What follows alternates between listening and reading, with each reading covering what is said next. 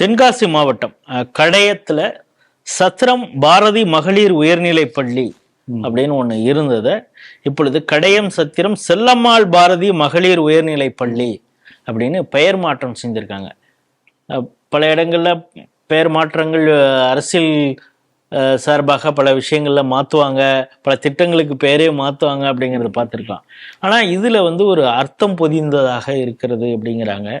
என்னன்னா 13/10/1982 இங்க கடையம் சத்திரம் அப்படின்னு தொடங்கியிருக்காங்க. அங்க திருச்செந்தூருக்கு பாத யாத்திரையாக போடக்கூடிய பக்தர்கள் அவங்க தங்கி இளைப்பாறுவதற்கு அவங்களுக்கு உணவு கொடுக்கறது, அது மாதிரியான ஒரு அற காரியங்கள்ல ஈடுபட்டு இருந்த அந்த சத்திரம் பிறகு இப்போதான் பஸ்ஸு வந்துருச்சு, ஒரு சொபிஸ்டிகேஷன் வந்ததுனால அப்படி ஒரு சத்திரம் இது மாதிரி பக்தர்கள் தங்குறது மாதிரியான ஒரு தேவை இல்லாத பட்சத்தில் அதை கன்வெர்ட் பண்ணுறாங்க ஸ்கூலாக. அந்த ஸ்கூல் நடுநிலைப்பள்ளி, உயர்நிலை, பிரைமரி, நடுநிலைப்பள்ளி, உயர்நிலைப்பள்ளி, மேல்நிலைப்பள்ளி அப்படின்னு உருவாகுது. அப்படி மகளிர் உயர்நிலைப்பள்ளி அது கடையம் அப்படிங்கிறதுனால பாரதியாருக்கு மிகவும் இதானது. அவருடைய நூற்றாண்டு விழா வரும் பொழுது அங்கே இருக்கக்கூடிய நடுநிலைப்பள்ளி மற்ற பள்ளிகளுக்கெல்லாம் பாரதியார் பெயரை வச்சாங்க. ஆனால் கடையம் இப்போ செல்லம்மாளுக்கும் ஒரு இது இருக்கு, ஒரு ஸ்டேக் இருக்கு.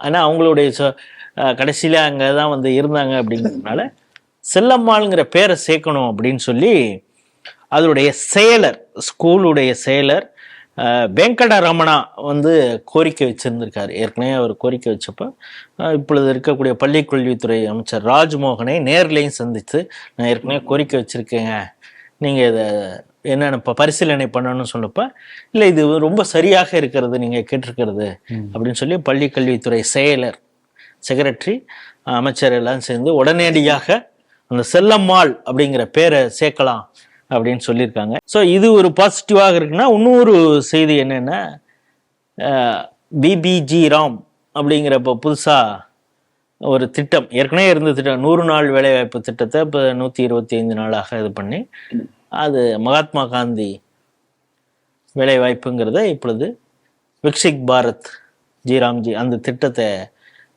இப்போ இது பண்ணுறாங்க. ஏற்கனவே இங்கே தமிழக அரசு திராவிட மாடல் இதை நாங்கள் எதிர்க்கிறோம், ஏன்னா ராம் அப்படிங்கிற பேர்லாம் இருக்குது அப்படின்னு சொல்லி அவங்க எதிர்ப்பு தெரிவித்தாங்க. ஆனால் இந்த அரசு நாங்கள் மக்களுக்கு எண்டு யூசர் யாருன்னா அந்த வேலைவாய்ப்பு கிடைக்கணும், அவங்களுக்கு விவசாய வேலை இல்லாத நேரத்தில் அவங்களுக்கு இது பயனுள்ளதாக இருக்கட்டும், மத்திய அரசு இதை செயல்படுத்தும் பொழுது அப்போதுதான் பணத்தை கொடுக்கும் அப்படிங்கிறப்ப அந்த எண்டு யூசருக்கு கிடைக்குது, இதில் நமக்கு பேரில் என்ன இருக்குது அப்படின்னு சொல்லி இதை இன்று முதல் செயல்படுத்துகிறாங்க.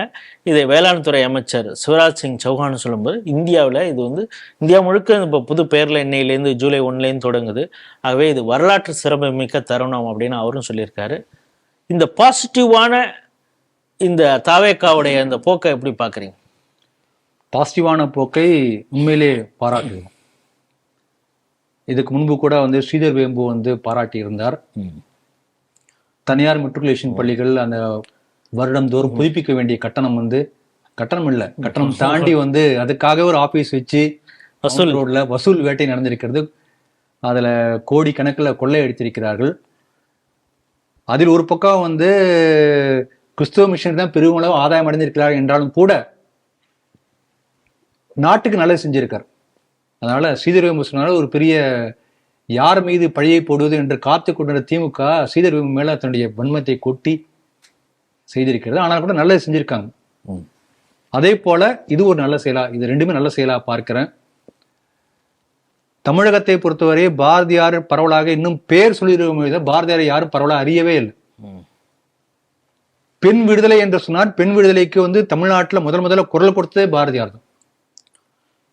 அந்த பாரதியார் பாடல்கள்ல பொதுவா கடவுளை வேண்டார், மண் பயனுற வேண்டும், மாணகம் இங்கு தின்பக வேண்டும் அப்படி பேசிட்டே வரும்போது பெண் விடுதலை வேண்டும் எல்லா இடத்துலயும் சொல்லுவார். கடவுளை வேண்டும் போது பெண் விடுதலை, இந்த அளவுக்கு பெண்கள் முன்னேற்றத்துக்காக பாடிய ஒரு கவிஞர் தமிழ்நாட்டில் இருந்திருக்கிறார் என்பது இன்றைக்கு கூட தமிழர்களுக்கு தெரியாது.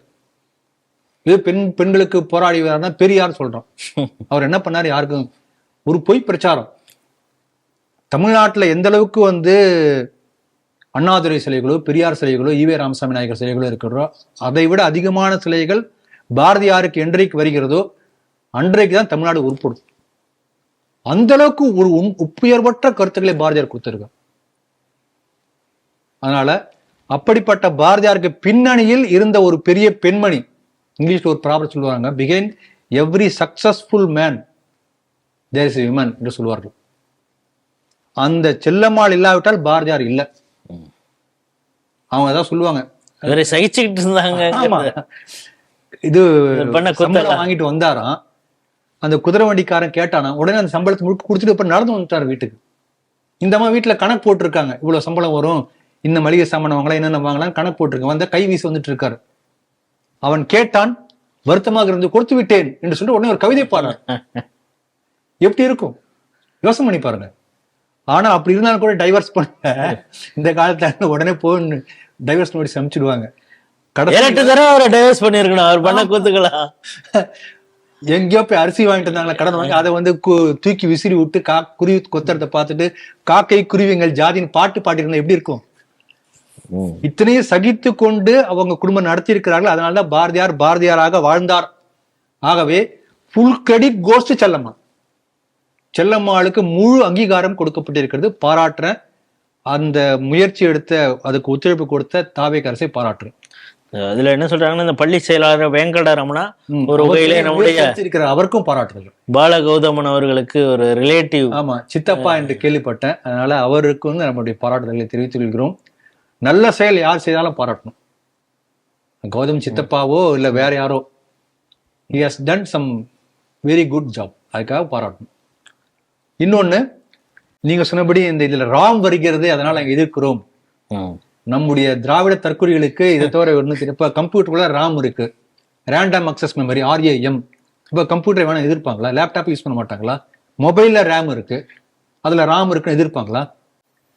ஒரு பொருளுடைய ஃபுல் ஃபார்ம் என்னங்கிறத பார்க்காம, அதாவது கிராமப்புற ஊரக வேலை வாய்ப்பு உறுதியளிக்கக்கூடிய திட்டம், அதை வந்து விரிவாக்க பண்ணா இங்கிலீஷ்ல வந்து விகசித் பாரத், முன்னாள் போன விபி, வளர்ச்சி அடைந்த இந்தியா. அப்ப VBG ராம், RAM.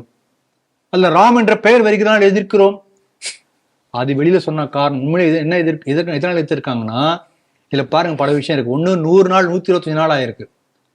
முதல்ல வந்து முழுக்க முழுக்க மத்திய அரசே ஃபண்ட் பண்ணும். இப்ப மாநில நீங்க ஒரு 40% போடணும் ஆச்சுங்களா.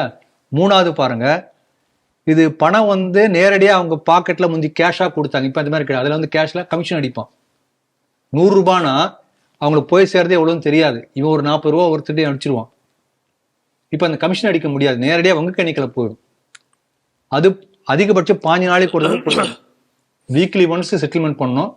அப்படி முடியாட்டி 15 நாளைக்கு ஒரு தடவை. அப்ப நேரடியா வங்கி கணக்கு போறதுனால கமிஷன் அடிக்க முடியாது. அதே போல 125 நாளும் என்னென்ன வேலை செய்தீர்கள், இது வந்து ஒரு வளர்ந்த இந்தியாவை நோக்கி நீங்க செய்யக்கூடிய ஒவ்வொரு நாள் வேலையும் கொண்டு போகணும். சும்மா வந்து உட்கார்ந்து மரத்தடியில கதை பேசக்கூடாது. டிஜிட்டல் அட்டெண்டன்ஸ், ஆதார் ஃபீடட், இதெல்லாம் அதுல பல சேஞ்சஸ் அடிக்க முடியாது, கணக்கெல்லாம் காமிக்க முடியாது. வந்து இன்னைக்கு ஒரு ஆள் வந்திருக்கானா என்ன பண்ணாரு, அதை முழுக்க என்டர் பண்ணும், டாக்குமெண்ட் பண்ணும், அக்கௌண்டபிலிட்டி. அதனால இதெல்லாம் இருந்தா திராவிட குஞ்சுகளுக்கு பொறுக்குமா?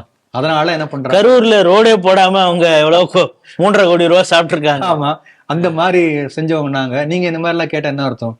ஆகவே அதை எதிர்க்க முடியாது. அதெல்லாம் சொன்னா எதிர்ப்புன்னு சொன்னா மாட்டிக்குவாங்க. அதனால இதில் ராம் பெயர் வருகிறது என்று சொல்லி எதிர்ப்பதாக காட்டி நம்ம தமிழர்கள் ஒன்னே புரியாது. ஓ, ராம் பெயர் வச்சிருக்கானா, அது எப்படி மதசார்பற்ற நாட்டிலே அரசு திட்டத்துக்கு எப்படி ராம் பெயர் வரலாம் அப்படின்லாம் கேட்பாங்க முட்டாள்தனமாக.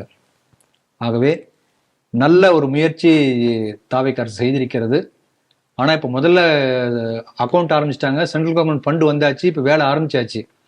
தமிழ்நாடு கவர்மெண்ட் அடுத்து ஃபண்டு போடணும். ஃபண்டு இருந்தா போடுவாங்க, இல்லாட்டி சென்ட்ரல் கவர்மெண்ட் ஃபண்டு தீர்ற வரைக்கும் நடக்கும். அதுக்கப்புறம் நடக்குமான்னு தெரியாது, பார்க்கலாம். இருந்தாலும் அந்த பழைய அரசை போல மோதல் போக்கை கடைபிடிக்காமல் கூடுமானவரை இணக்கமாக செல்லக்கூடிய ஒரு போக்கை தொடர்வதால் தாவேக அரசை பாராட்டுகிறோம்.